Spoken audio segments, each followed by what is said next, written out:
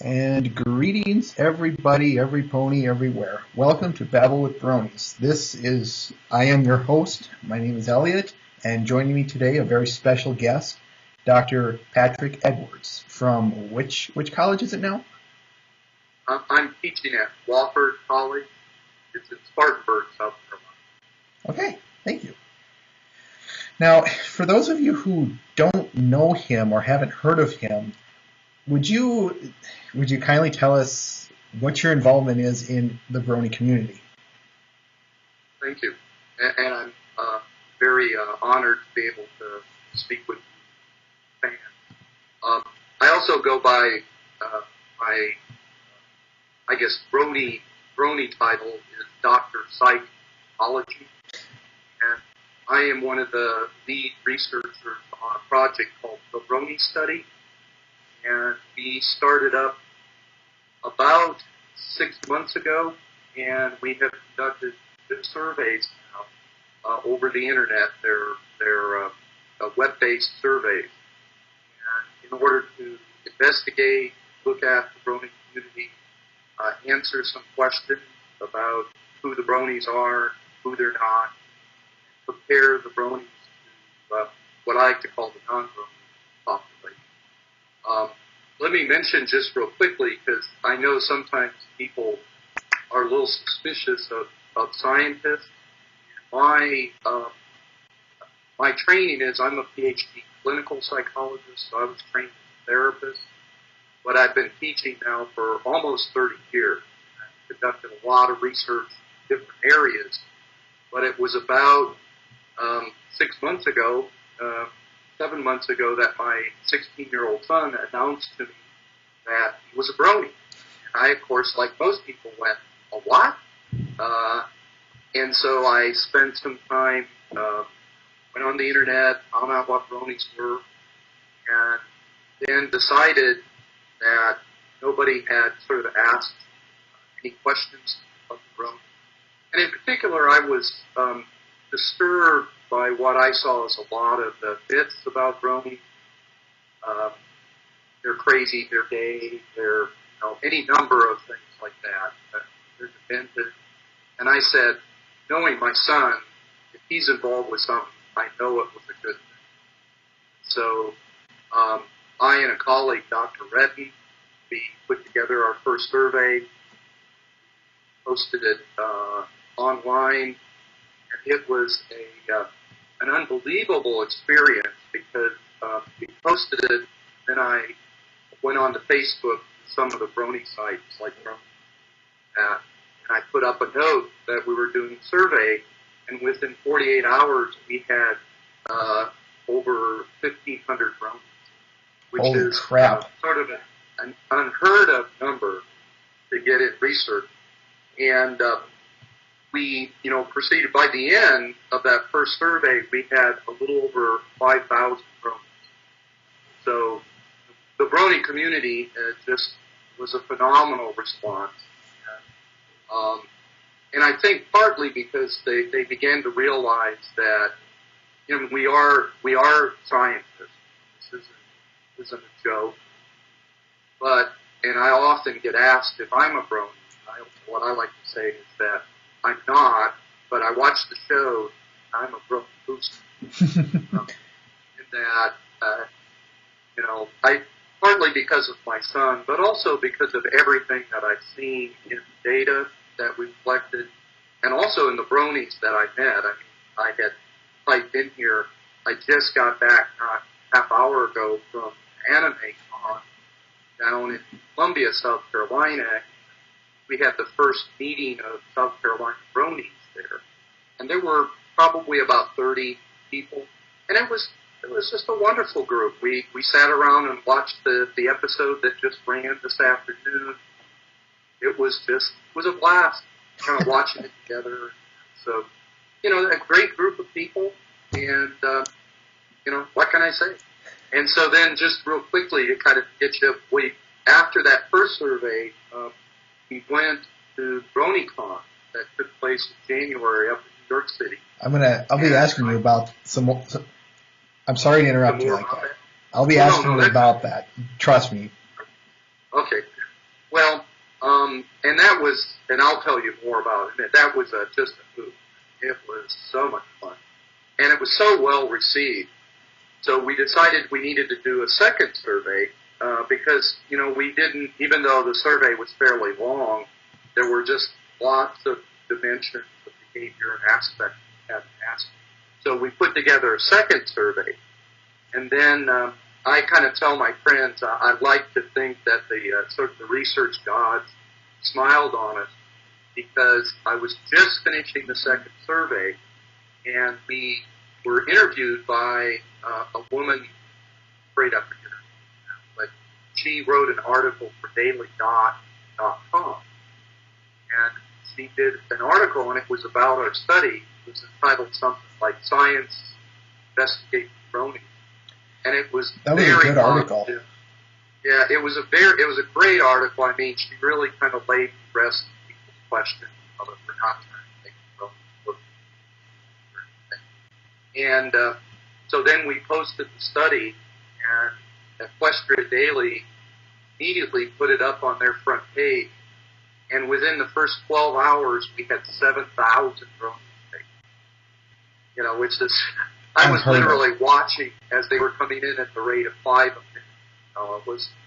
It was just fantastic. So right now, although primarily what I'm going to talk with you about is information from the first survey, because I've pretty much finished analysis, and we're writing up, in fact, 2 papers right now that we're going to send off to some professional psychology. And then I've got to start analyzing the second study, which now has almost 12,000 drones. So that's huge. In fact, my main problem, and I'm going to kind of reiterate this several times through our broadcast, is I really need non-bronies to take part as a comparison group. So I keep asking. In fact, I handed out cards down at the pond to non-bronies and bronies alike, to say, know anybody, get them to take the survey, because the bronies are obviously very motivated. This is, when I say it's unheard of, I have never heard of researchers having a population that were so ready to be involved in the study. But getting non-bronies, they're just not motivated. They don't have the same reason. Although I'm having some luck with friends of bronies, classmates of bronies. Sometimes if the bronies ask them, the people will go ahead and serve. So, and we can tell a lot from the surveys without the non-bronies, but ultimately you want to be able to talk about differences between bronies and non-bronies. Although largely we're finding that there's not a lot of difference. Really? Which is actually good, because the bronies are not a group. They're not necessarily that different from any group of average 20. So, it's. I'm finding a lot of what I expected to find, and I'm not finding the things I hoped I would. Oh, really? Well, again, part of the research, I really wanted to respond to the fact that the bronies create a lot of, when people hear about bronies, in fact, our research shows this, it's like people have strong reactions. If it's positive, it's strongly positive. If it's negative, it's negative. And surprisingly, a lot of times it's both. A lot of the bronies started by having both positive and negative. But then, of course, they went back, they looked closer. By about the second or third episode, they were going like, oh, they were hooked.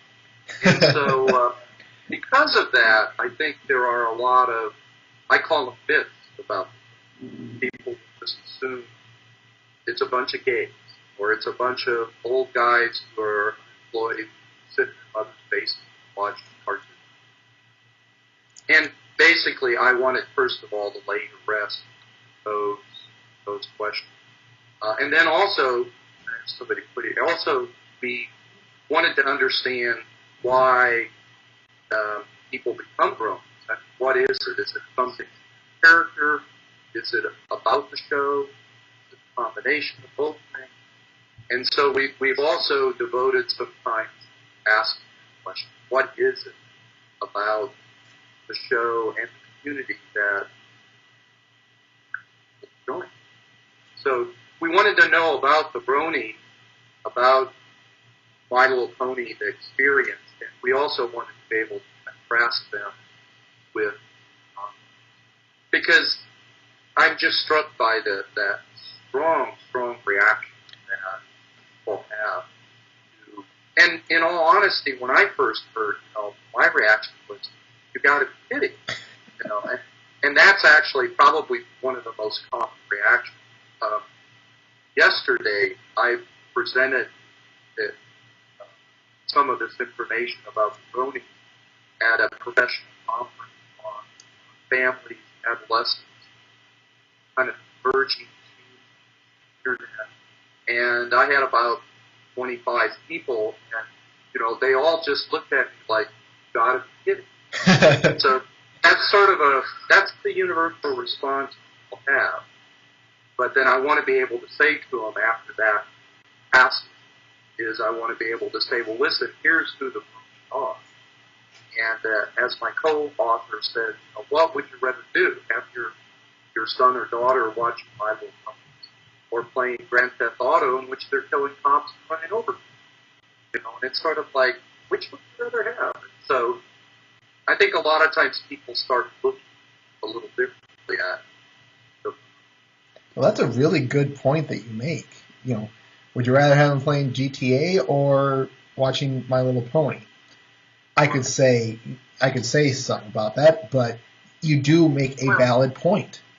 Yeah, and let me mention, in fact, for a lot of the bronies, it seems that, in fact, they can both.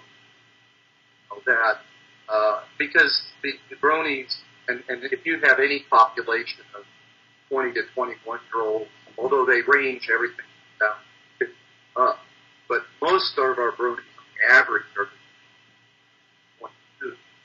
That's a population that tends to play a lot of video games. Mm-hmm. They spend a lot of time online. But what often happens is it appears that, and my son said this once to me, he said, well, Dad, I get tired of killing cops. And then, you want to go over to My Little Pony and have a good laugh. It's a wonderful, positive place to be. And that's an entirely healthy sort of reaction. You get worried if somebody spends all their time with the violent.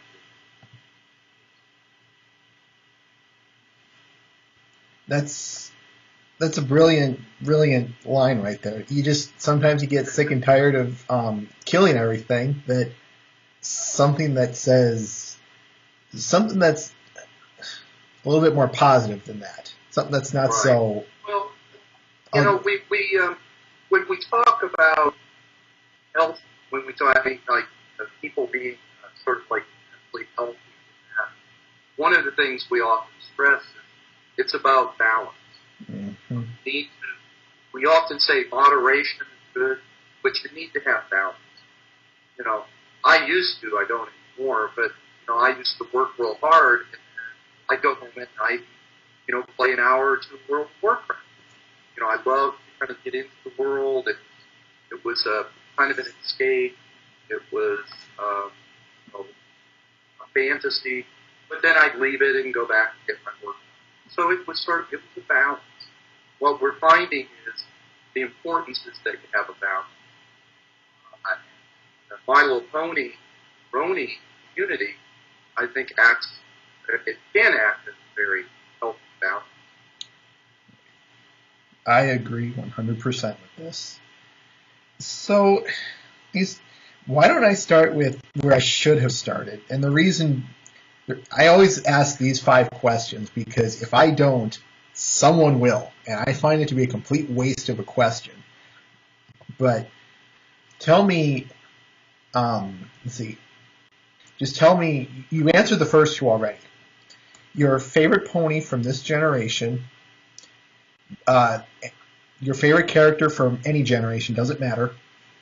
and your favorite episode, and why. Oh, I hadn't really kind of thought of that. See, I don't think of myself as a brony, but I do. I mean, I've watched all the first episodes. So I remember you saying you've seen all of the first season, so I have a hard time believing you haven't passed some judgment upon the episodes and characters themselves. I have, from a standpoint of, I guess probably I'd have to say, probably Twilight Spark, but primarily because, she's sort of like a scientist, and she's a researcher, spends her time, looking through, and I have to admit, I've spent a lot of time on Google Scholar, PsycInfo, searching for references. So, plus she's kind of more like a student. And so I guess I would probably identify a little more with her. But I mean, I think all of the ponies, and I guess part of what I like, and part of what a lot of people like, is that each pony has a very distinct personality with their pros and their cons. And, their egos get in the way or that. And I think that that's part of what makes it very.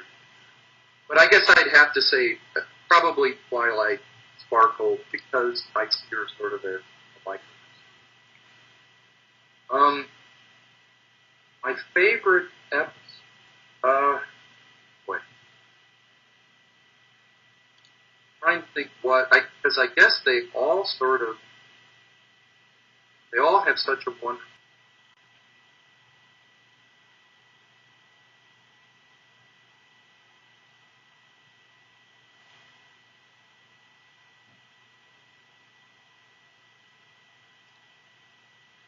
I think we are good for now.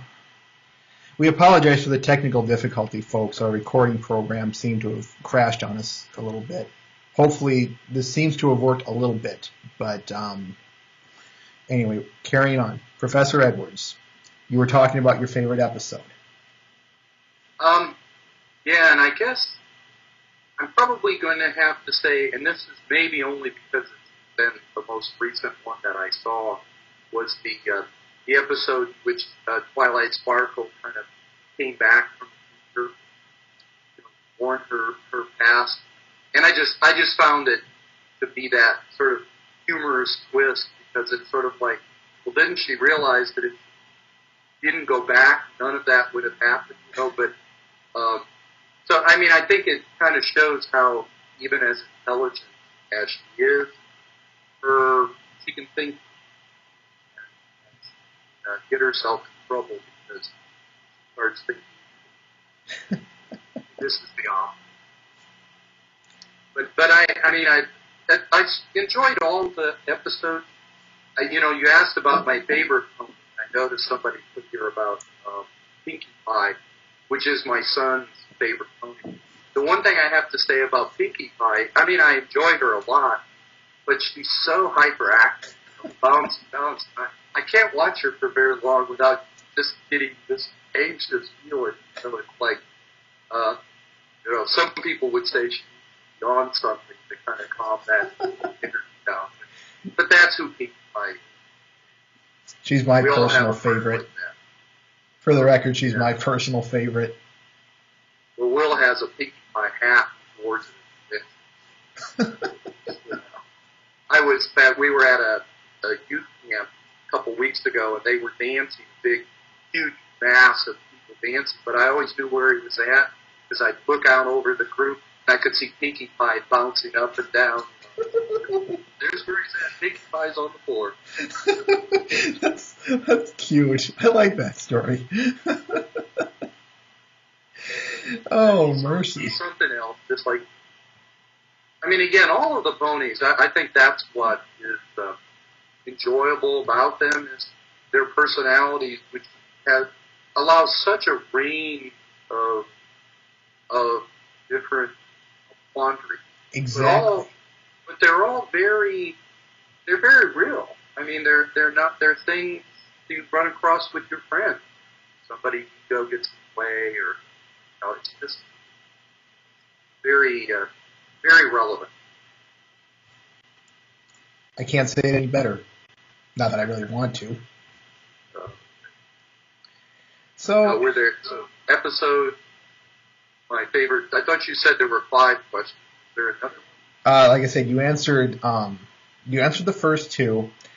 You gave me your favorite G4 character. The question you haven't answered yet is your favorite character from any generation. So it doesn't matter. G1 to G4, it doesn't matter. See, I guess in all honesty, I'm not at all familiar with any of the earlier generations. And that's just fine. I've just recently been kind of watching a few pieces put together, which they explain the earlier generations. So I have to say, in all honesty, still My Little Pony. I mean, I kind of knew there were ponies, but I knew nothing. I only had 2 sons, so I didn't have daughters, so I didn't go through. I went through Barney, Purple, all that, but never My Little Pony. So this generation is the one time.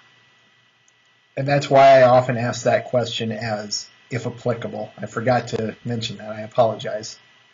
Oh. Who knows? Eventually I may get to know some of the others as part of the research. Right now, I've got more than enough with just looking at the sort of ongoing series. All right. So I guess now let's get into the meat and potatoes of things. Tell me, you've already given me why you've gotten into this. Now you've given us a mission statement on your website, which, by the way, I'll be linking to in the People We Support page at the end of this. But you wanted to get to know us better.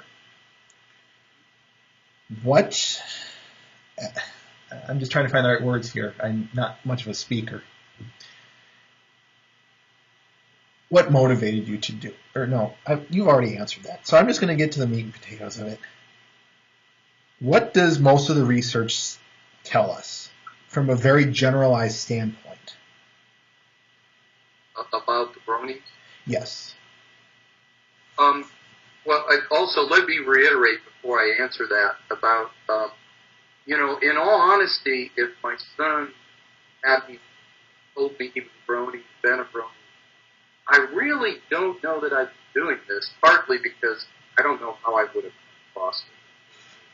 But, and I often tell people this, if you were to meet my son, he's just a great, caring, ABC student, Eagle Scout, he's a wonderful, wonderful kid. And like I often say, if Will's into it, it's got me. So as soon as he said, I'm a brony, I figured, well, whatever it is, it's got to be positive. And so that was part of the motivation. I wanted to understand more, in part so I could sort of understand what Will saw. But I also very quickly, when I saw the haters, I saw the Fox words, I said, wait a minute, somebody's got to be able to say, listen, this is what it is, and this is what it isn't. So that was a big part of it. Was let's find out what's really going on so we can play something that rest. And then, of course, the other big question, which almost everybody has, especially if they haven't seen on pony, is why? Mm-hmm. Why this cartoon made for little girls, which you find adolescent, adult women becoming avid fans? And so that was the other question. Well, what is it that they're finding? What is it that they're getting out? So those were the 2 primary sort of driving purposes. So one of the things we wanted to do, and we did in the first survey, which was simply to sort of look at what we would call the demographics of the bronies. Okay. Who were the bronies? And basically what we found is that while they'll range anywhere from low teens, the primary group of bronies probably runs 16, 17, up to maybe middle, late 20s. That's the primary block of bronies. Now, you will find older. We've got some bronies upwards to 55, but once you get over 40, the numbers get kind of small. So it's clear that the bronies are more of a younger sort of. In fact, the average age of our first group of bronies was, I believe, it was just about 20.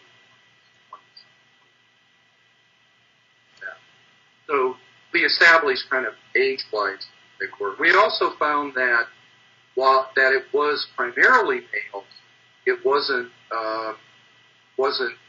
entirely. There was about 15%. Really? I was somebody typed about there may have been a brony in their 60s, but when you got over 40, I think out of our 5,000 bronies, I think we only had something like less than 40 who were over 40. So it wasn't a real big group, but there are some 40, 50-year-olds in that group. But also the gender thing. It's primarily males, but not exclusively. And of course, there's the whole issue about do the females call themselves bronies or Pegasisters? And actually, I asked that question, but I haven't had a chance to look at our data yet. I'm interested to see what the females would prefer. Some want to be called bronies because then they see it as non-sexist.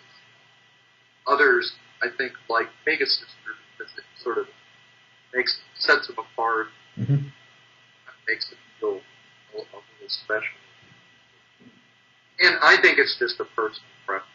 So do I. Right or wrong. And then we looked at also, one of the things about the bronies, and this is something that we found was a little different from non-bronies, is that a fairly large percent, I think it was like around 65 to almost 70, are either in high school or in college, or they've finished it. It's sort of, this is a highly educated group of individuals. So, and I wasn't surprised by that, but again, that's what we're able. So this idea that somehow there's a bunch of unemployed people living in their parents' basement watching cartoons all day, well, no, most of them are students. In fact, I have students in my classes that are, so I know they're studying tests. They have that. So, we found out about the education. One of the sensitivities, but I think it probably was one of the biggest, was the whole sexual orientation. And we asked bronies in the first survey, we gave them a choice of a number of options. If they were willing, I think we had maybe 5% did the question. So most of them were willing. And basically what we found was that the overwhelming majority, in fact, depending a little bit on how, which variables were included, it ranged from 85 to 87% of the bronies call themselves heterosexual. Really? Yeah, and in fact, the frequency of homosexual was actually below the average for the population. Now, the bronies did have a somewhat higher percentage who labeled themselves as bisexual, and they also had more who called themselves asexual. They basically had winches. I can think of one reason why that would be, but I'm not gonna speculate. It's not my call. Well, let me mention one thing, because we did some statistics compared to our non-bronies, and there was no significant difference in sexual orientation. Oh, wow. In other words, the non-bronies, I think they were a couple percentage points higher on heterosexual, but they actually had more homosexual. And so we can basically, in our manuscript, we're going to say this, there was no significant. And in fact, I've had people say, well, wait a minute, only I'm like, you're talking a population of 20. If we were looking at 40 or 60-year-olds, then I'd say that sounds low.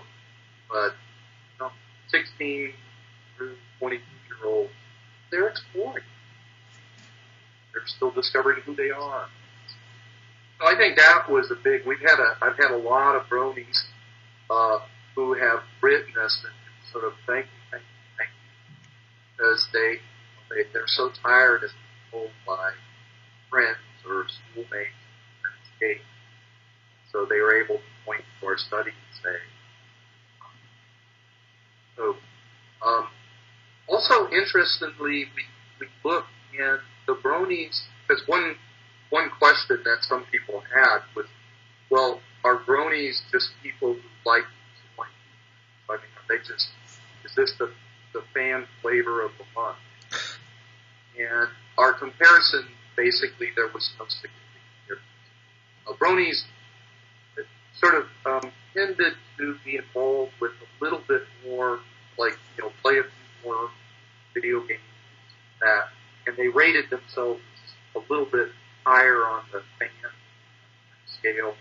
But again, there was no significant difference. So, we can say bronies do not appear to be a bunch of. This is the latest one. So, that came out of our first survey, and I think it really, it kind of helped lay to rest some of those myths about who the bronies are. Now, of course, what that does is for a lot of people, it sort of leads them saying, but then why? Yeah. If it's not their sexual orientation, or if it's not because they're lazy and unemployed and they don't have anything better to do, then why? That's where the second part. I have to be careful of my allergies and the voice. I always get such a dry mouth especially when I interview. But then that leads to the second, and this was some of the data that we presented up at BronyCon before, is, and those of you who took the survey, the first one, will remember it was a long survey. In fact, it broke one of the cardinal rules about doing online surveys. That is, they should never be long, because people won't do them. Mm-hmm. But I kind of hedged my bet, because I said, I think the bronies are motivated, and they also realize if I go in and ask 10 or 12 questions, I'm not really going to be able to answer a lot. I'm either going to have to keep going back with little bitty surveys. And that also would not allow me to kind of look at all the data together. I want to be able to sort of say, well, how is this data correlated with this data?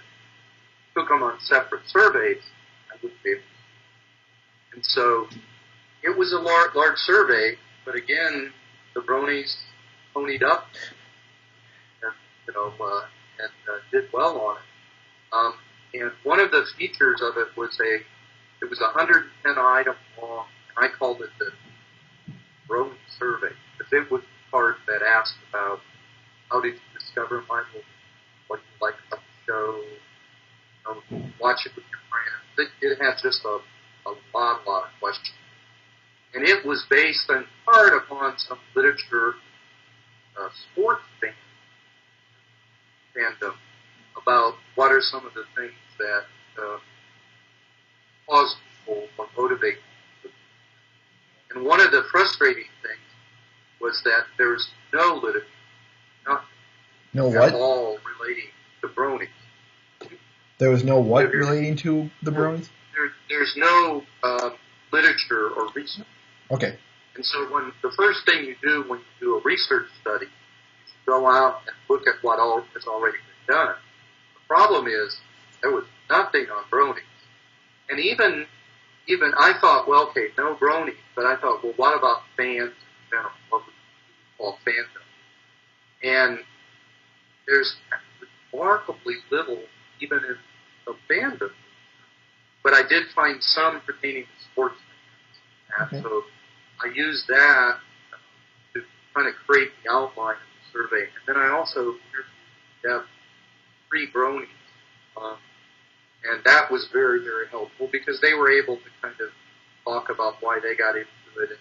And as a good researcher, sometimes, in fact, one of my bronies mentioned the WW. The what? Would a pony? Oh, what would a pony do? What would a pony? And when he said that, I kind of, this little light went off, and I thought, guidance. That this is a guidance function. That, you know, because most of the time people would say, you know, what would Jesus do, or what would Buddha do, or, you know, and so from that I was able to create a number of questions that asked about their view of My Little Pony as sort of like a moral device. In fact, I tell people who aren't familiar with My Little Pony that I view it as like parable. Each episode is like a parable. And a parable has a moral message. It runs throughout the story, and then it's nicely summarized at the very end. And so that process yielded this 110-item questionnaire. One of the first things I needed to do then was to narrow the data down. There's something, I don't want to get statistical, but there's something called a factor analysis. It allows you to like put 20 variables into it, and then it'll come out with 3 variables, and it'll say, take those 20 pieces of information, combine them into just 3 things. And so I was able to do that and condense all that information down to 16 things, including like 4 different kinds of fan behavior. There was a guidance factor. There was a faith factor for people who kind of almost approach My Little Pony like a religion. Sure. There was a virtues factor that, in other words, the degree to which they found virtuous. And so I was able to kind of take all of that.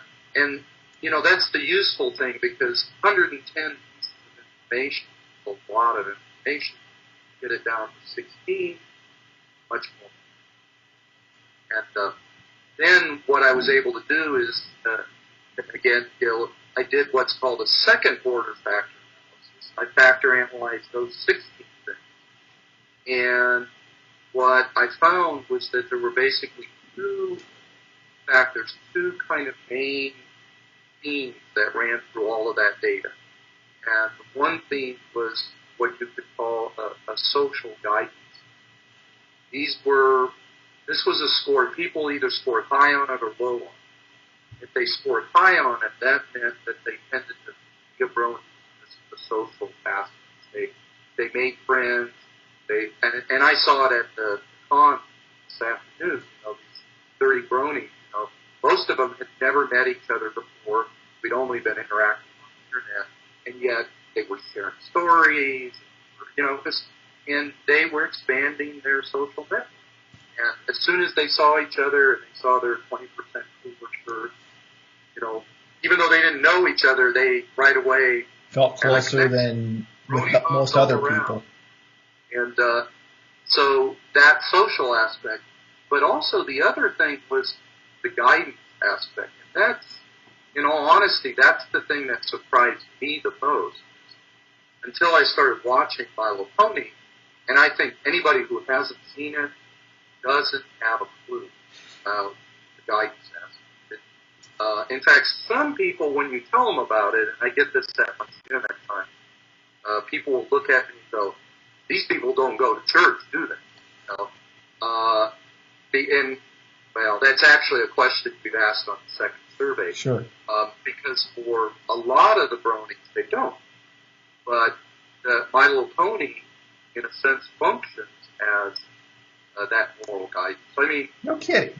Now, I'll say something that some people would say is blasphemous, but in my view as a psychologist, if what would a pony do works just as well as what would Jesus do, well then go with it.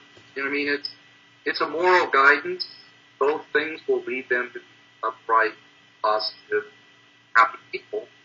I'm not going to say, but it's got to be this. So the one factor that the one factor was the social guidance factor, and that was a fairly large factor. And again, people could score either high on it or they could score low on it. The other factor, which was a little bit smaller, but it was an isolation factor. And people who scored high on this factor were people who primarily couldn't tell other people. Like they couldn't tell their family, they couldn't tell their friends. And in fact, we'll see in a moment, as I'll explain, we ended up creating a typology for bronies. I wanted to talk to you about that. So that's a big part, in fact, of what we presented up at the talk. But there are those people. So you could score either high or low in that. And of course, you'll have some bronies. Again, like my son, who scores very high in social guidance, very low on isolation. I mean, he's very out about his bronyhood. He wears my hat everywhere he goes. Everybody knows he's the brony, and so he doesn't feel isolated. Now he gets some haters, and he'll just say, "Hey, that's how you feel about it. Love you anyway." What I call the brony Gandhi. Gandhi was very big. If somebody hates you, you love them. Mm-hmm. If they hate you more, you just love more. And it's very disarming. It worked well for Gandhi, and I think it works for the brony also. So do I. Yeah. What we did then, so we have that information, is even though, and I'll put a little disclaimer here, is within psychology, there's a lot of debate about the usefulness of typology, where you sort of say these are types of people, and for various different reasons. But they're still very popular, and even within psychology, still use them. I think in part because people kind of have a natural tendency to want to think in types. If you can put people in 2 or 3 groups, then all you need to do is know which group I belong to. You'll know how to treat them. You'll know whether I'm a kindred soul or whether you better be careful of that. The problem is when as soon as you put somebody in a category, you also lose a lot of. And then of course too, it can be abused because there are people. I know a couple people that I've worked with. They're good Christian women who decided they wanted to find a good Christian man, and so they went to church, and they found a church. The problem was after they got married, both of them were being beaten. Because the people, they carried the Bible, they walked the walk, they talked the talk, but that wasn't important. So you have to be careful about trying to put people in type. But that said, we did it anyway. Really? Because, and again, I think it's useful. It also allows us to realize, and this is something I suspected right away, of course, that not all bronies are alike. They're not this big ass that's distinguishable. And that's where the typologies are useful, because if you can make it work, you then also can say, well, why do we have these different types? And what we did is we took those 2 scores, the social guidance, the isolation score, we basically kind of created a 2x2. So you have high social across one way. You'd have like high social score, high isolation score, high social score, low isolation score. So you end up having the 4 kind of categories. Possibilities. And that led the 4 possibilities. Right, the 4 typologies. Okay. And what we ended up labeling them was the ones with the high social, low isolation. They were called our social group. And I kind of used Pinkie Pie as kind of their primary pony, because they're very extroverted, very out there, party. There's no doubt who Pinkie Pie is. And then the next group over was high social. So these are people who are engaged, they like being bronies. However, they were also high in isolation. Mm-hmm. These we called our secret bronies. That these were the bronies, and I've got, yeah, it sounds like that.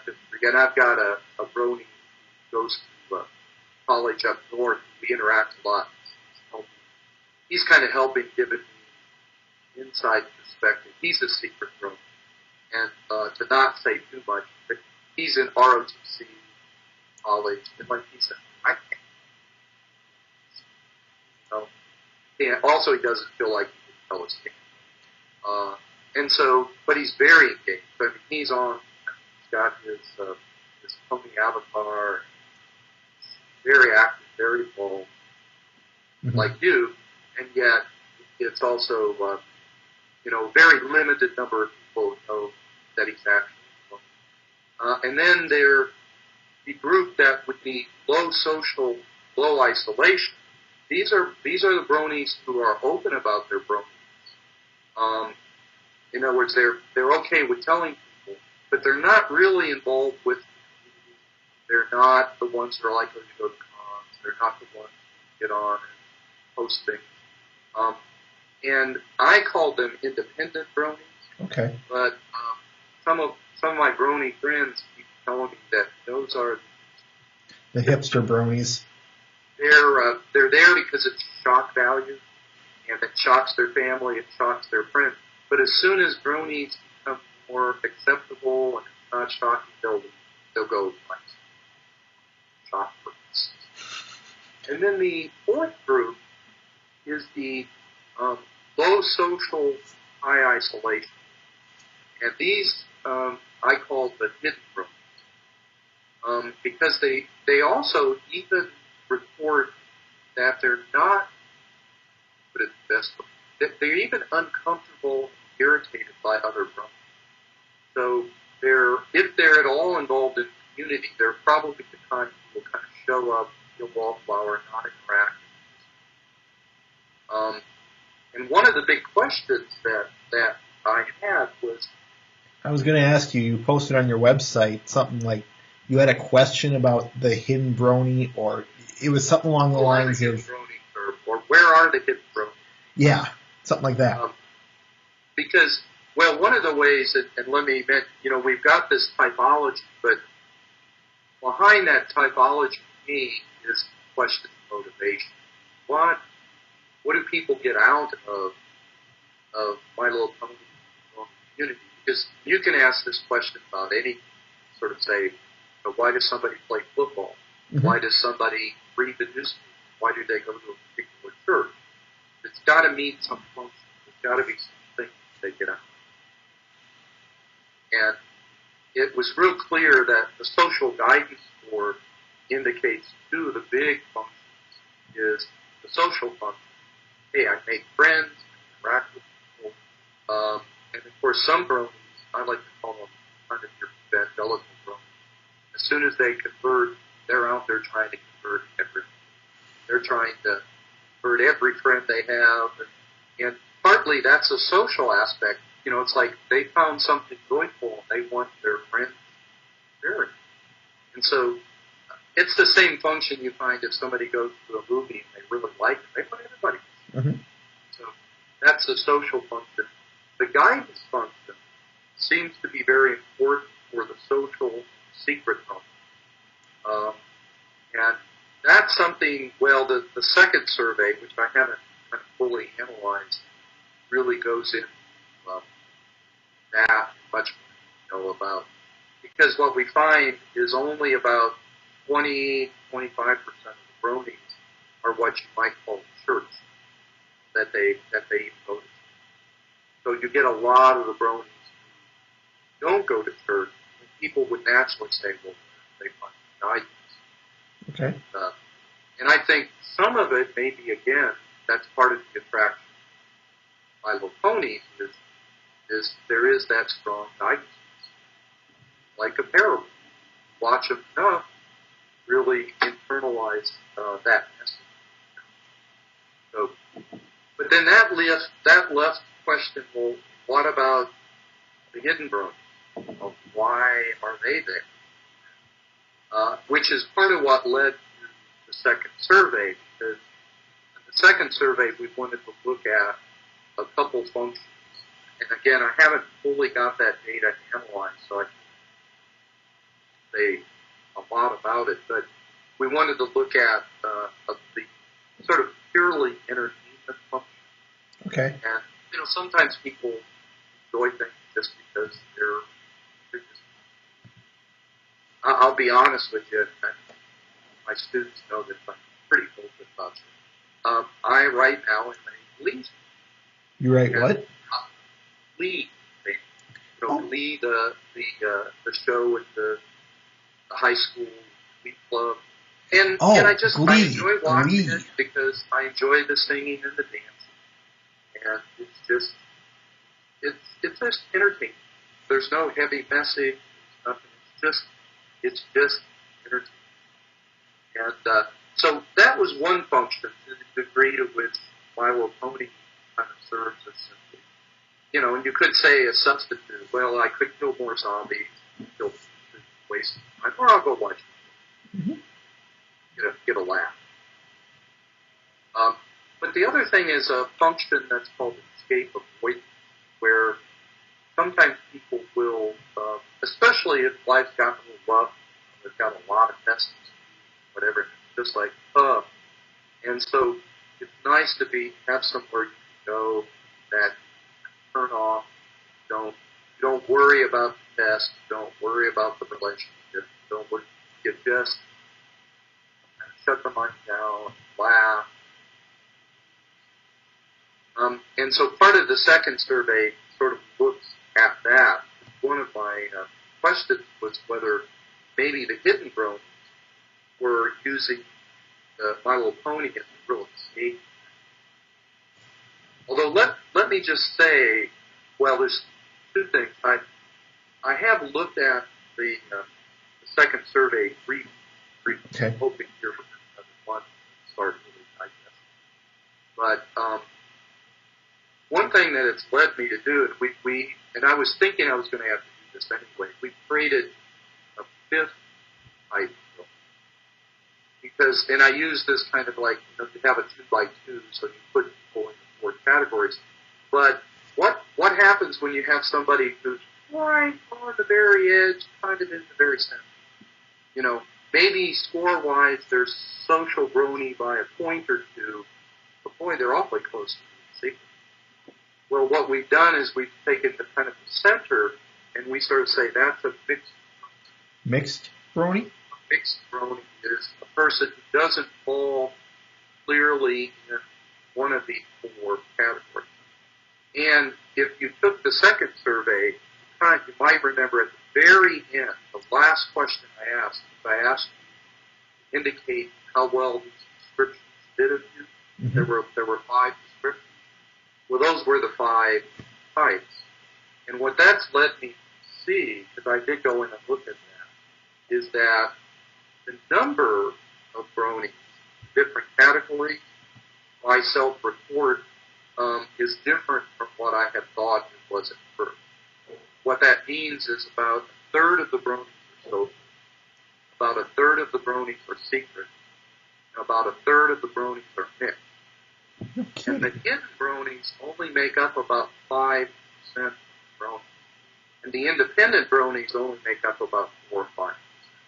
Wow. So my answer to my question about where are the hidden bronies, there really aren't that many. Yeah, that's kind of what I've come to. And that's, in fact, what I'll be posting data that will go up in the week. Is that now I'm using self-report, because I was using statistics, but using the self-report with the statistics, that hidden and independent bronies are kind of a rarity. That most of the other bronies fall those, which would also help to explain why it is, if there were that many hidden bronies, there should be almost like a whole population. A subset. There is. Yeah. What it is, it seems like 90% of the bronies basically accept that they're bronies, and to some degree, they're either willing to interact with other bronies hidden behind an avatar, or they'll come out and help you. That sounds like secret social. So the mystery of hidden bronies is that there aren't that many of them. And one of the things that I did see was that the one way in which the hidden bronies seem to show up is they seem to be a bit older than the average brony. And there's also a couple indications. I'm beginning to think that hidden bronies are probably mothers and fathers who have, children who watch Bible. They really, really enjoy it, but there is no way that they're going to sort of tell anybody that I'm really into it. And because I've got a good cover, they watch it with their kids.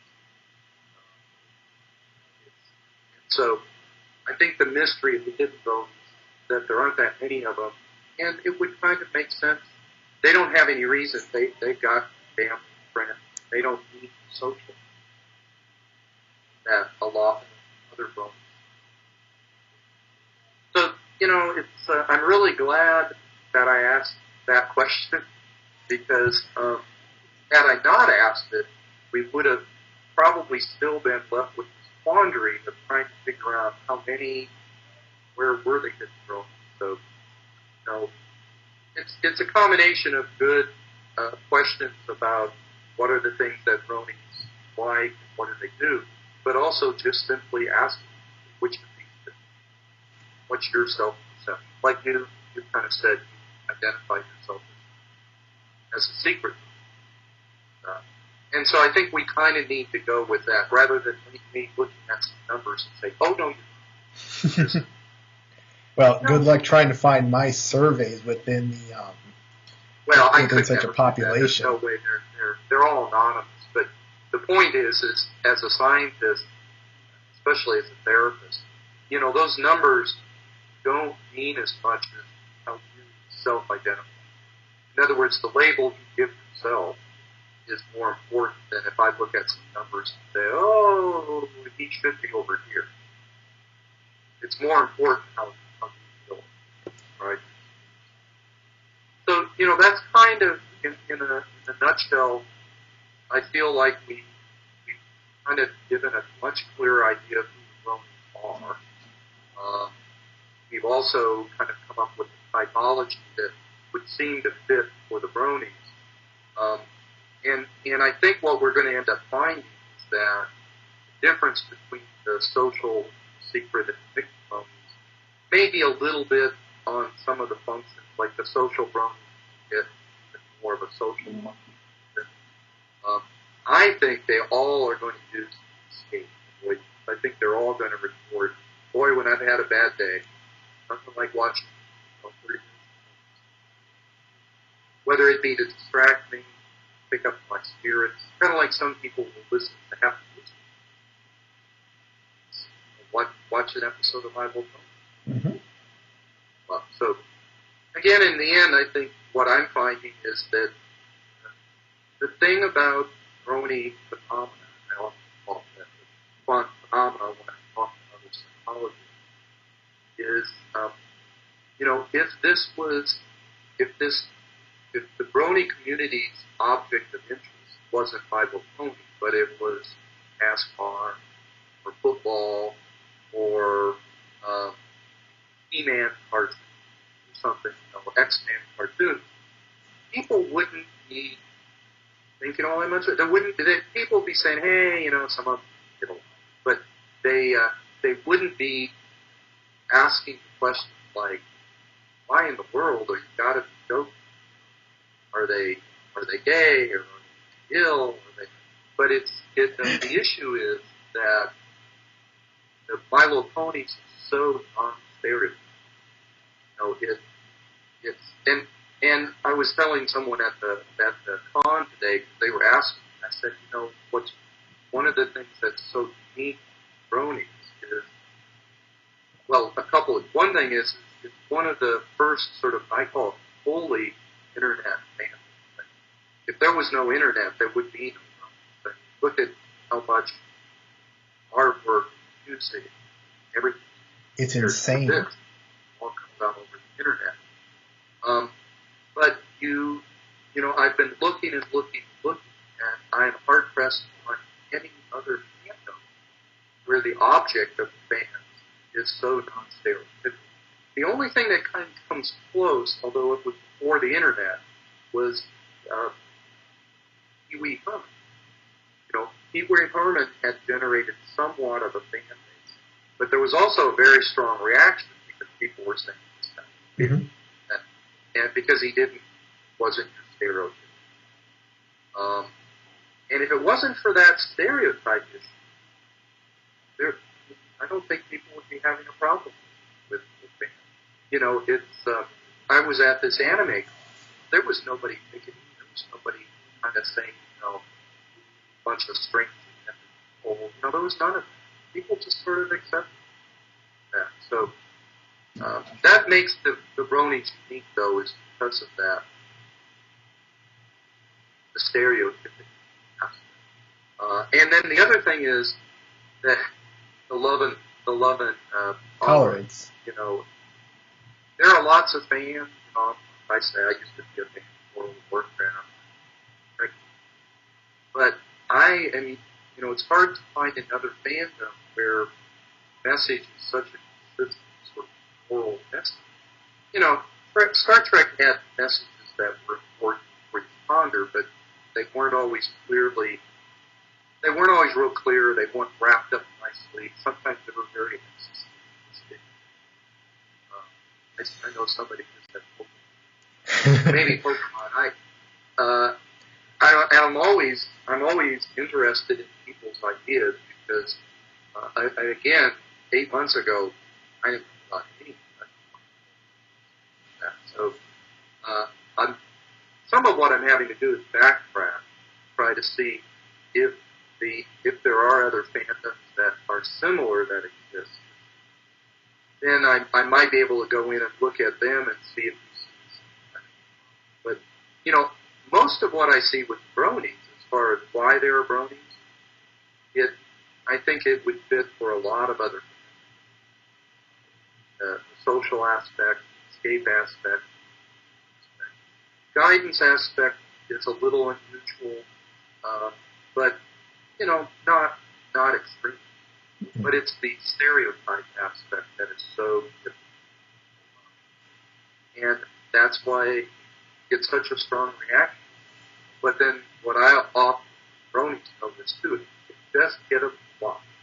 Do what? Usually, if you can just get them to watch, for a lot of them, they suddenly realize, wait a minute, this is nothing like what I thought. This is funny, beanie, colorful. Oh, wow, what a nice message. So, it helps to explain some of the phenomena with the bronies, too, about people are haters. Then they watch, and next thing you know, they've been converted. Yep. So, welcome to the herd. And I'm having a wonderfully joyful time sort of doing that. And of course, the bronies have been very, very, very open, sharing with me, especially once Equestria Daily put up that like blood, which I kind of understand because, and I had several bronies tell me early on that, in fact, a couple said, I'm not taking the survey. They said because every time science comes in, they always end up screwing things. They always end up leading. They'll say sure, they'll say pathology, and so I understand that. But I think they now realize that we are scientists asking questions, but we're not. Our goal was to understand the bronies. Our assumption that they're not a pathological. As I said, because of my son Will, I entered it, and I have found nothing to change any of that. In fact, if anything, we may in the end up saying that the bronies as a group are a healthy general findings went out to them.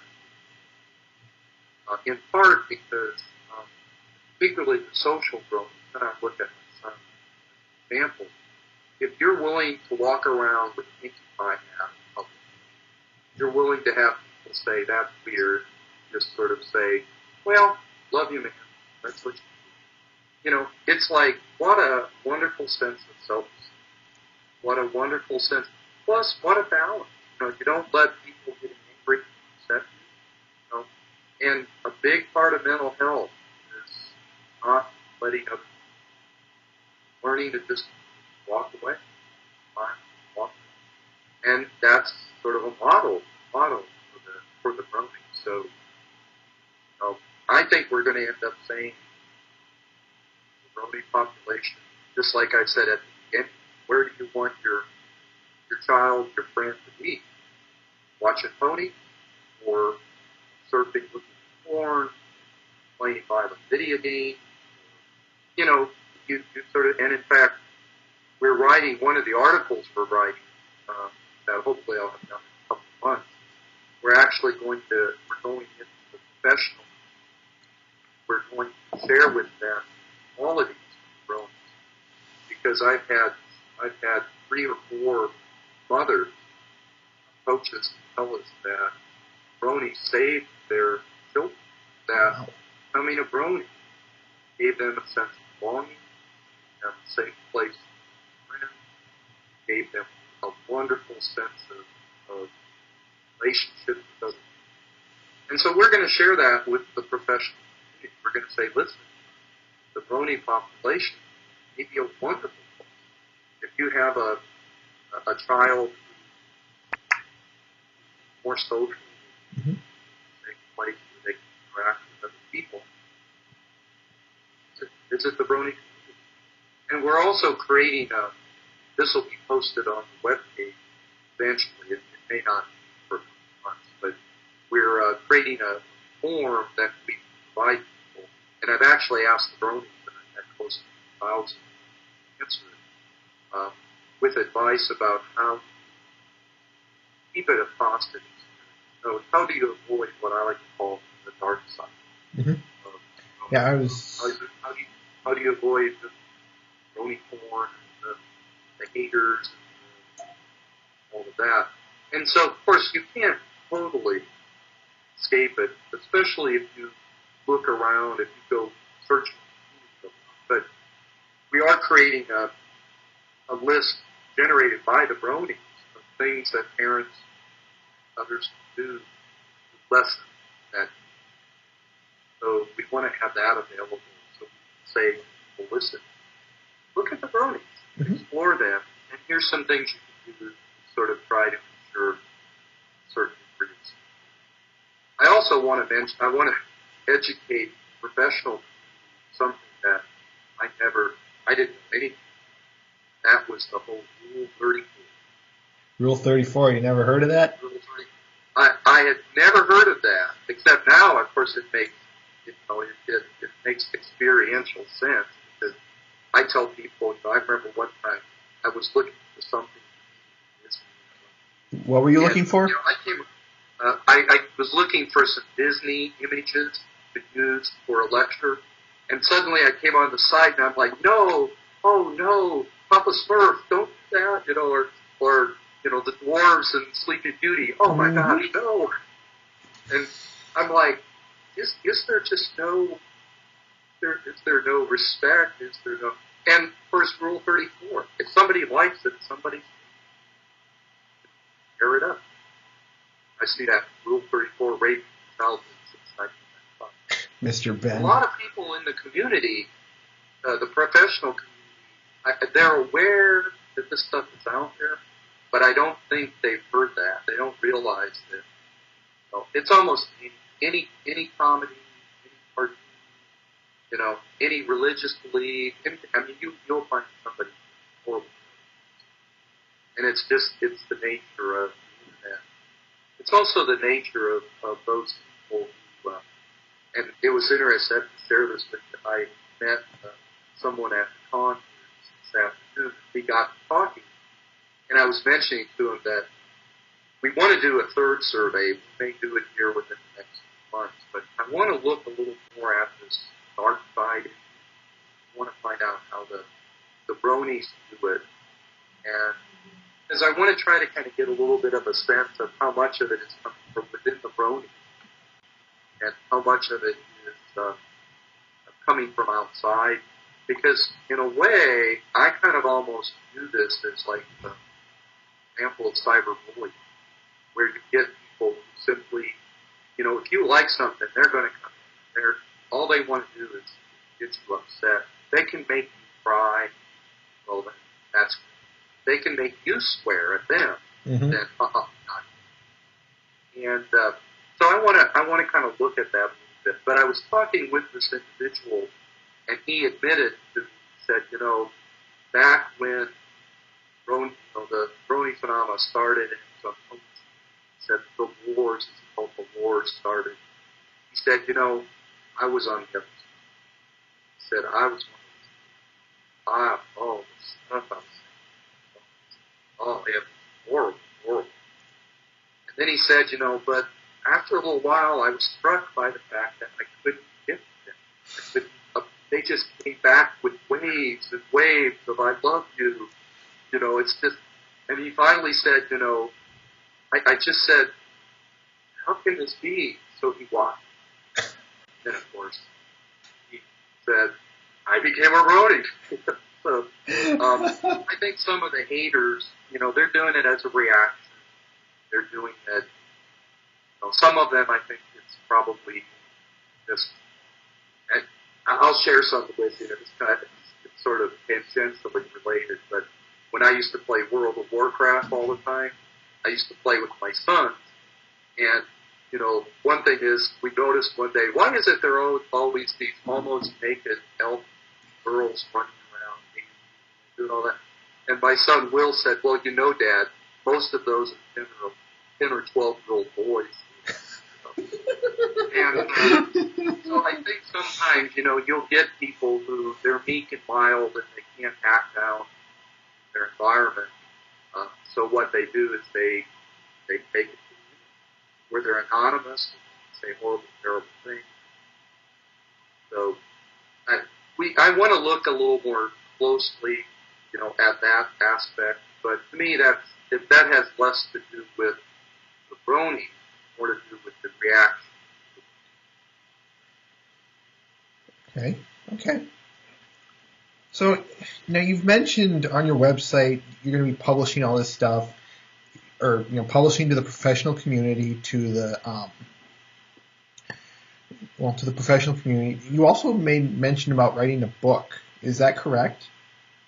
Well, yeah. Our goal will be, although one of the things I'm always cautious with the book because we don't have a timetable on that. But our assumption was, and I think this is true, is that we're going to have a lot of data. In fact, my suspicion is I will not be at all surprised to get 5 or 6 publications of data we got. Partly because publications are often kind of small. They speak particular points. There's probably going to be a publication bullying. Okay. Like the degree to which they've been bullied, the degree to which helps them. And I haven't even analyzed that data yet, but I have a suspicion there'll be a nice little publication there. But partly we want to let the professionals know about the brony. Also because I've been a little surprised at how much the professional community has sort of overlooked the whole internet fandom as a population that will allow us to study just basic questions of motivation. People keep wondering, and especially my generation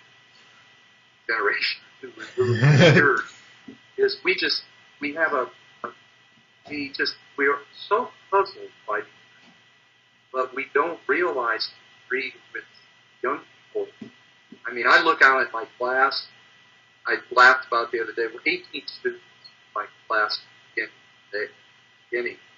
3 were on laptops, and all but one of the others were either tweeting, checking their phone messages, something like that, and of course I had my cell phone too. And it's amazing how, when I started teaching, you had nothing. People passed notes. And now, it is just such a, and I think that's caused the older generation to miss just how significant. For one thing, brony study has shown the whole issue of how things go viral on the internet. Because I think I mentioned to you, that Equestria Daily puts up the little note, and within 12 hours we had 7,000 bronies.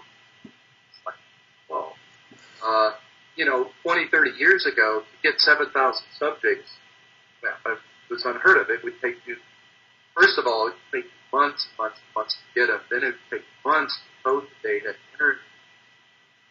Now all I do is I go to BwB and download the data set with 12,000 bronies. Within half an hour, I'm analyzing data. So, it's just changed everything. So, but I think that a lot of people are missing an opportunity to look at fandoms like bronies and others as emerging phenomenon. Look at how they're used, because, and this is, I'm just kind of rambling here, but a couple of days ago, an English professor teaches next to me at community college. I teach at actually 4 different places. So okay. I call myself an academic. I teach a bunch of places. Walford is the primary one where I'm research. Good.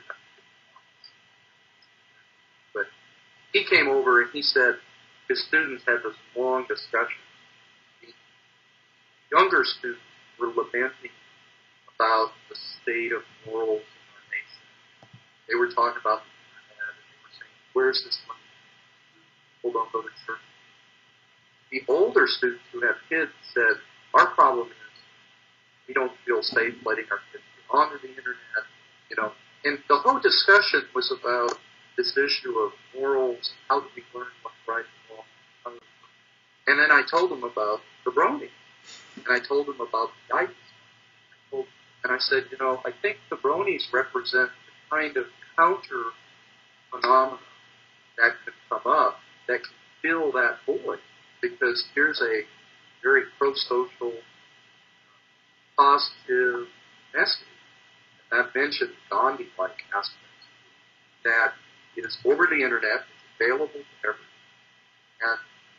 And, movements like the bronies and others that could end up counterbalance, what you might call that sort of empty that a lot of people are. So my generation needs to realize that there are a lot of very positive. In particular, I think, too, and I asked my son this, and he said that he thought it was happening. If I was to give some advice as a large, is I'd say, try to magnify more those social attitudes. Get involved. Like, go clean a highway and have the little sign put up saying, highway maintained by upstate brony. Join in mass for Relay for Life. Get out there and walk, for charity. Raise some money to give the upstate brony that are donating money, because that's the kind that will also get more recognition of social aspect, and it also would get the bronies into the community. And because what I saw at the con, those 30 bronies, I think they had fun interacting with the other bronies. And the fun thing that we did at the very end is one of them had a laptop, and we watched today's episode of my Sure. as a group. And it was a blast. We were laughing. So I think if the bronies would, think of those kinds, that both gets more connected social with. Now, of course, it's primarily going to be social doing that, but some of the, when I was doing the talk up at the convention, and you'll get a kick out of this, I talked about the social bronies, and then I mentioned secret bronies. I said, secret bronies are very involved, but it's going to be hard for them to, like, come to a con or something. And I said, for example, I'll bet you there's some people here who your family and friends think you are somewhere else. And there was just like this, I'd say maybe 10-15% of the people kind of suddenly laughed and went, oh boy. So, they were shopping at some ball game where actually they were at. So there's nothing to say they couldn't tell people they were picking up trash. But that's something I think that the brony community could do that would increase the social aspect for the members, but also get them better known. And if people sort of take the time to try to understand the brony, I think what you find is a lot of them will either join or they'll at least, I guess you could say, like, they'll be boosted. They'll say, boy, I see nothing wrong with more and more bronies. I might want to check this out. Plus the episodes are... Well, of course.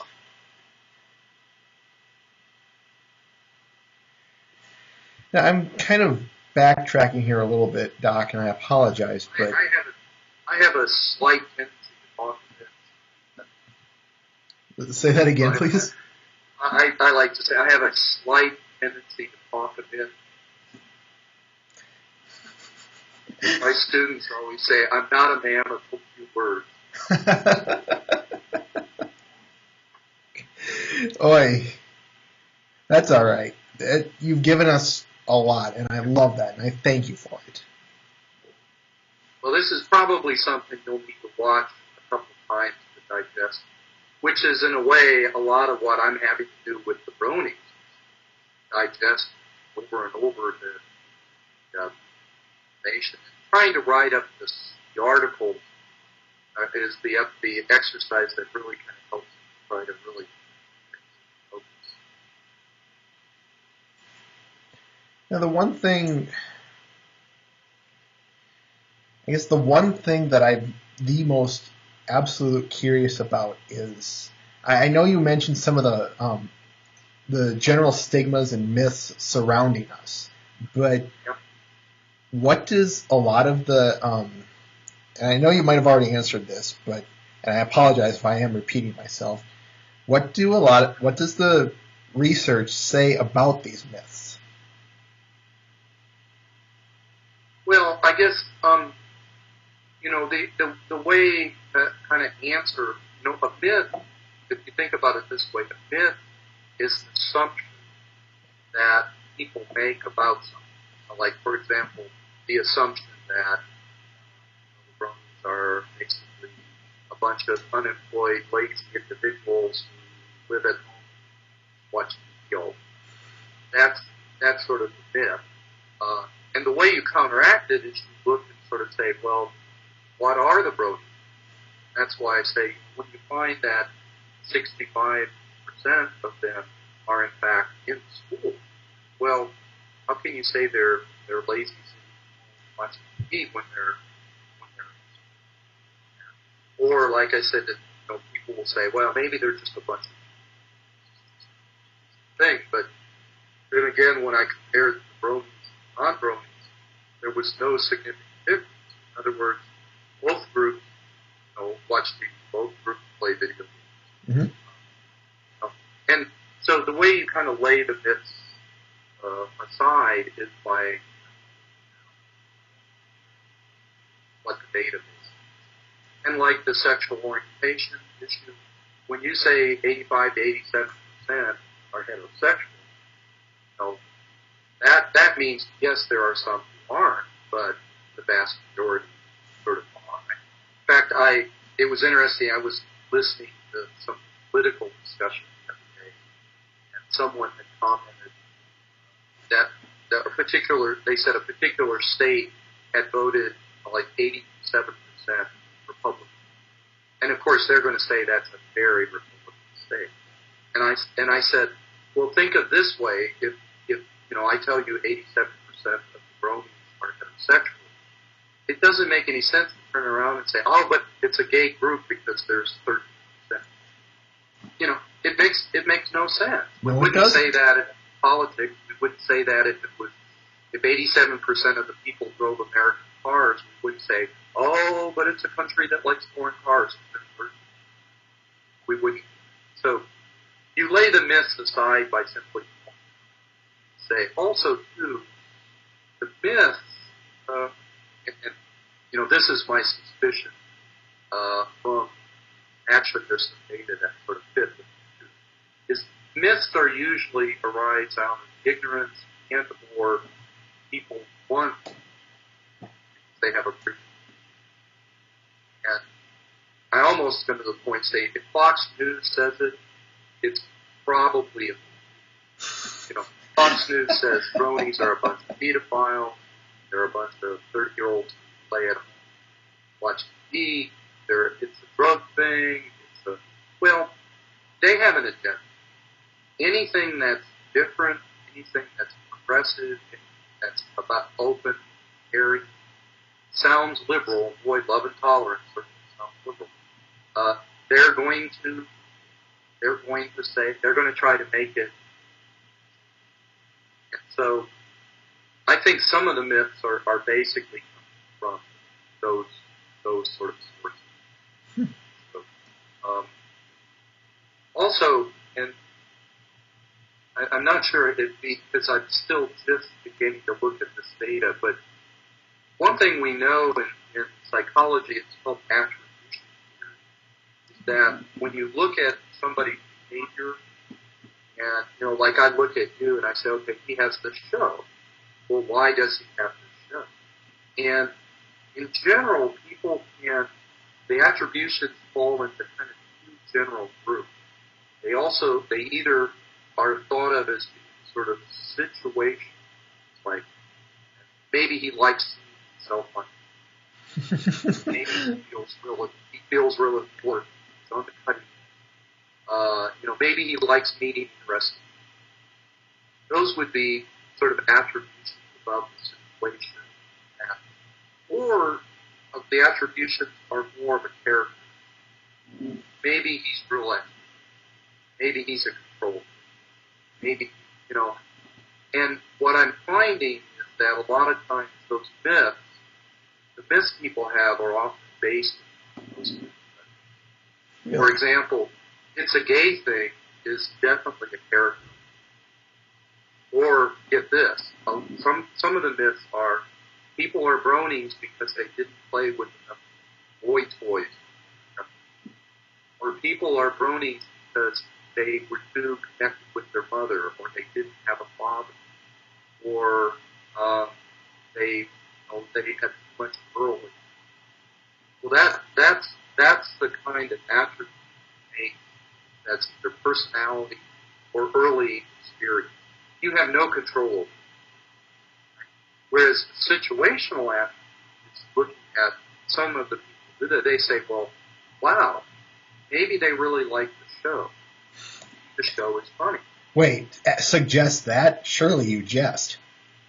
Oh, well, no, some of them, in fact, and this is the interesting thing, people have a tendency, I factor analyzed it, there's two factors, positive reaction and a negative.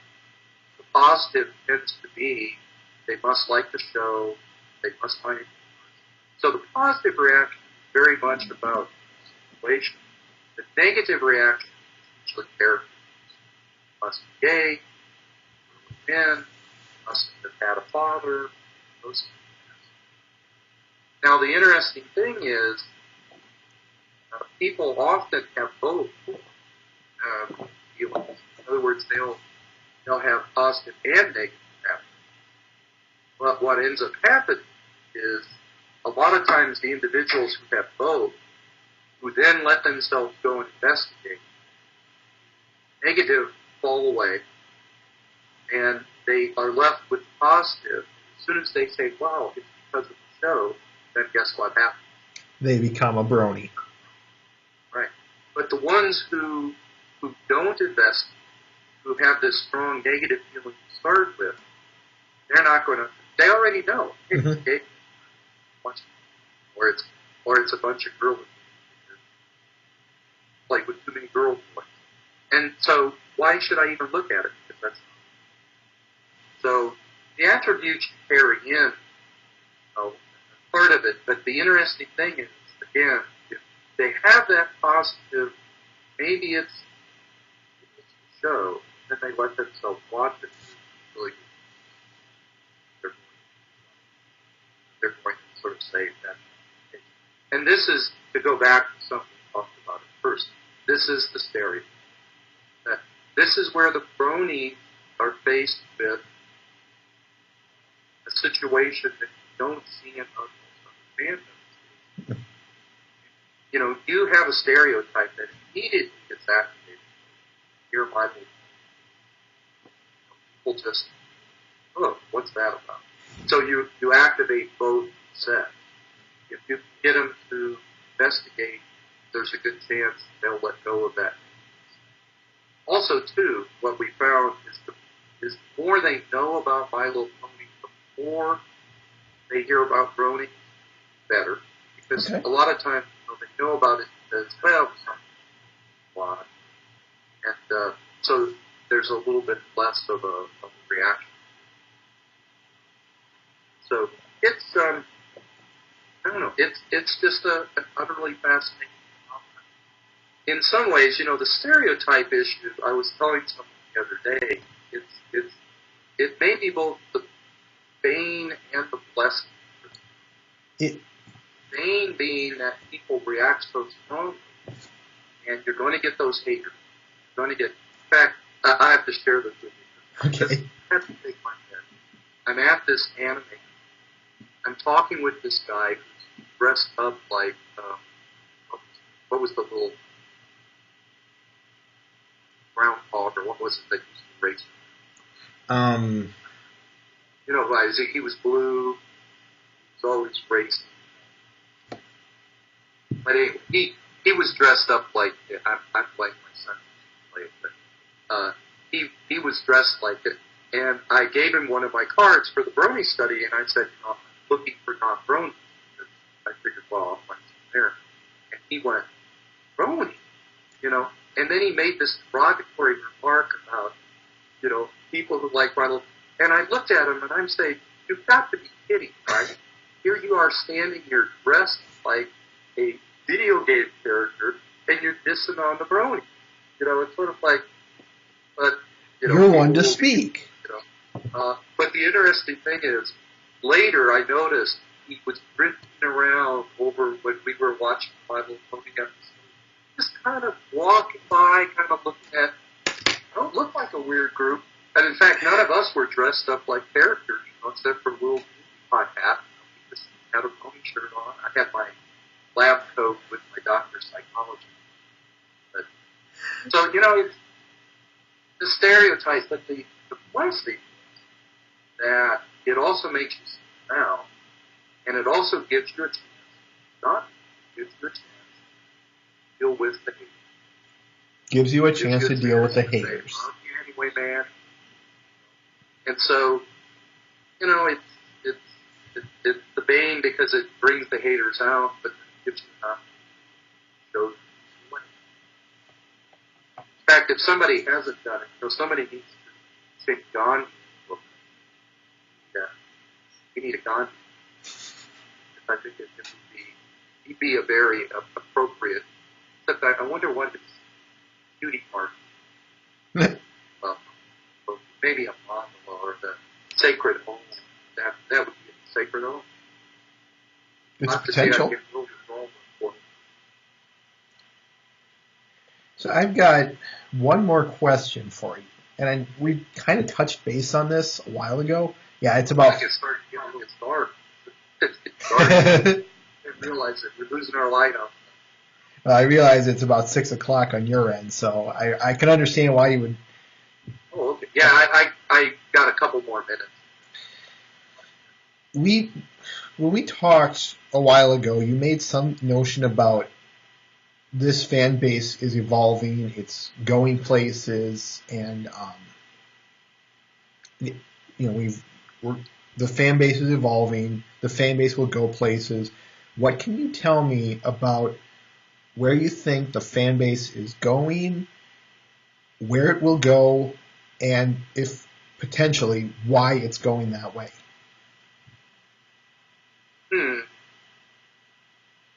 Yeah, I guess, in all honesty, I haven't really thought about where I think the fan base is going.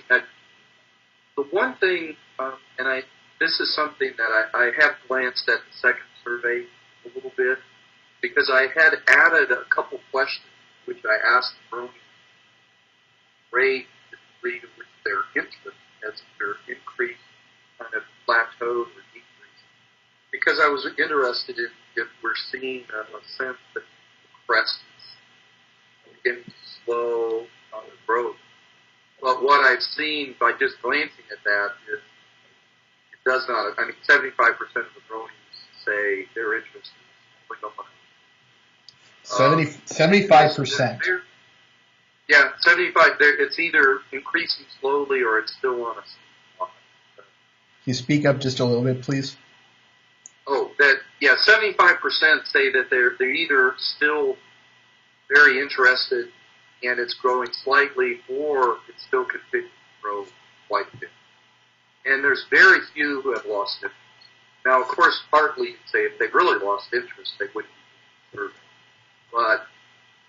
But what it would seem to indicate to me is that the fan base is continuing to expand. So I don't see any indication that it's losing steam. Now, what direction it takes, other than continuing to grow, expand, I think one of the things I think I might have mentioned this, that just in the last couple months in the area I'm in, which is the upstate of South Carolina, there have been 4 or 5 brony groups this spring into existence. And in fact, the group I met with Columbia this afternoon didn't exist. No kidding. 8 weeks ago. So it's expanded. I hear now about the talk of a BronyCon C, BronyCon Kentucky, where they're talking about trying to get land or Charlotte. That the social aspect is growing. The bronies don't want to be just a part of some anime. They want to have their own. So I think that that's one direction. I also hope, I'm trying to plant the seed about if the bronies could become even more pro-social. They've got this wonderful message, love and tolerance, very inclusive, and if they could take that out, get involved in the community, so people would also sort of see bronies, because still a lot of people, they basically think it's a joke. But once you meet someone who is, and it's like, so it's not a joke, you're one, you seem like a really nice person. You've gone a long way to dispelling sort of. And then, I don't know from there, other than growing and becoming more pro-social, what direction. I don't see it. I don't see a schism. I don't see it breaking up. I don't see an overwhelming negative reaction that would distort the bronies. If anything, I think the bronies, things like Fox's News are just going to get washed away. Soon, either Newsweek or Time, one of those are going to do a front-page article. I've been telling people, I make this prediction, sometime within the next year, bronies will be on the front page. And when that happens, I think if the bronies can be in a position where they can more degree of interest, that's also why we're trying to create this form that people can use. I want bronies to be able to say, well, listen, it's for our community, but here's some advice, because there are places, there are places that aren't represented. And in fact, eventually, maybe even that the bronies might get to a point where they try to come up with some sort of general set of principles that they could say. I mean, Equestria Daily, Ponyville, some of those try and do a good job of. But that would be one thing. Of course, you don't want to overdo it, but at the same time, you need to have the message that we're trying to protect, cherish this big cat. Part of that is if somebody wants to go see Dark Side, well, then they can go. But if you want not to do everything. So I have good. I don't foresee any sort of thing negative happening. I'm just so, I just feel so lucky to have gotten all happened. Because the other thing there is I have not found researchers have been able to get involved with virgin fandom as early as. So, we're also going to be in a position to be able to sort of watch it as it does. So, ask here, we may be in a position to talk about how. Say that again, please. You were cutting out a little bit. If you ask me in a year, we might have a better idea what it's becoming, how it's shifting. My prediction would be growth. That's the and hopefully more acceptance. So do I. It's happening. But, it just, I saw it at the Anime Con, the people who were dressed up in these costumes, and yet their reaction to the bronies who were standing around in their t-shirts talking about them was just this sort of like naked, and I'm like, come on, what is this about? You would think they would be able to empathize because if they walked into their school dressed in outfits, the reaction. Well, of all the people to pass judgment on us like that. But see again, that also shows you just sort of the stereotype and also the attribution. Because here's another, I'll maybe leave you with this. It's the rule of attribution. That is, when you're making attributions about other people's behavior, the tendency is to see it as characters. Oh, they act that way because they're blank. But when you look at yourself, you make the attributions to the situation. Well, I was just having a bad day. So you'll say, I was having a bad day, but they're a terrible person. Mm-hmm. And so there's a tendency, and so I would suspect some of those individuals, if they look at the brony, they make some kind of negative character, something. But when they look at themselves, well, they're just a cool person. Something. This just makes it different. Of course. How's it any different? And they probably have never watched it. So it'll be interesting to see how it is. I just hope I hope the brony community will continue to sort of welcome us with open arms, taking surveys. I look forward to being up at the BronyCon. Well, I keep saying New York, but it's actually New Jersey. But and I look forward to being up there. That many bronies will be a hoot. I'll be walking around in my lab coat with Dr. Psychology on it, and probably handing out the cards for the sun. I wish I could shake your hand in person there. I really do. You have no idea. You'll get a chance sometime. Well, maybe. You can meet me in secret at the McDonald's outside. That'd probably be the best one. Mentioning McDonald's, did you get your complete set of My Little Pony? No. I haven't. The last thing I need. I finally found the Rainbow Dash the other day, so I have the full set. Yeah. I'm going to turn them into Christmas tree ornaments. I'd much rather get either the blind bags or or any of the sets from, say, Target or Walmart, because at least those are a little bit more posable. And I've always had a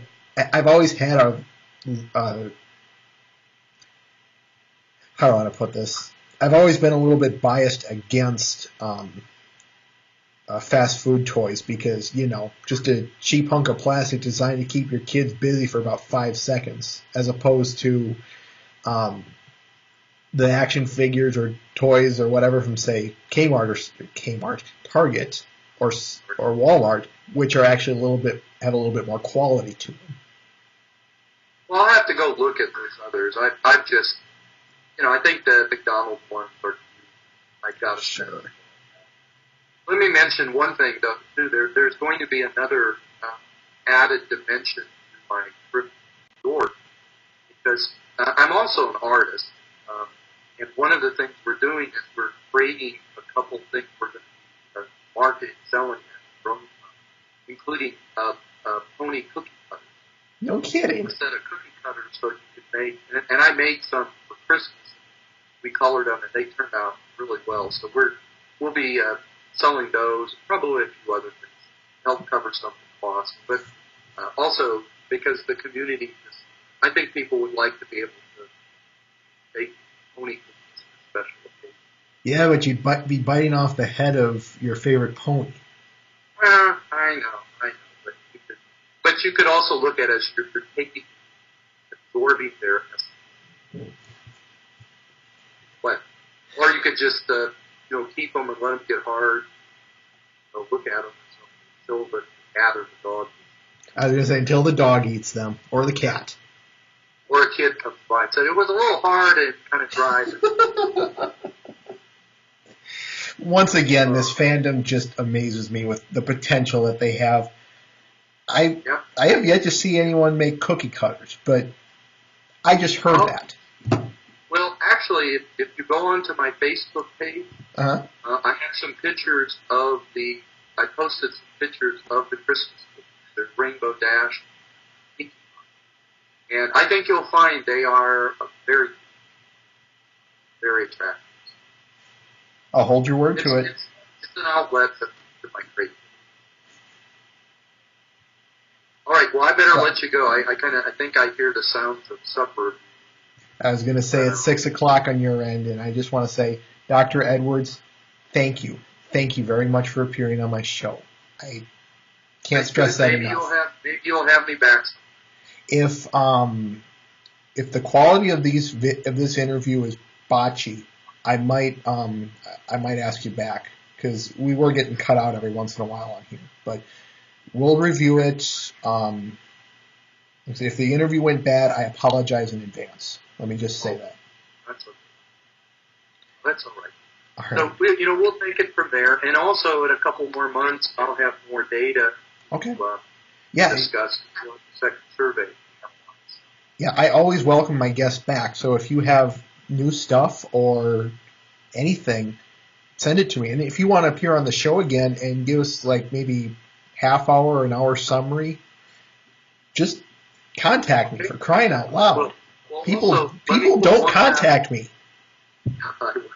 Well, let me put in one last plug also, too, for anybody who, of course, if you haven't taken the survey yet, please go to bronystudy.com and do it. But the other thing is, if you know anybody, non-bronies, who could take the survey, please ask them. I really need to get those numbers. To do the second analysis, I've got to be able to air the bronies and non-bronies. And I need one. You hear that, folks? Non-bronies, we're asking for your help. Though who amongst the non-brony community is going to see this? I won't ask you to pony up. I'll just sort of say, wander up and help us. Well, thank you, Elliot. And, thank you. We'll definitely have some more contact. And check out the Pony Cookie Facebook. I will. Is it now? Is it your? It's just go to Pat Edwards. Okay. And you should see my picture pop up, or if that's say put Pat Edwards and Lantern, L-A-R, that's where I use it. It'll pop up. You can friend me. I use Facebook a lot. All right. Others. Okay. Thanks, Elliot. Thank you very much. You're welcome.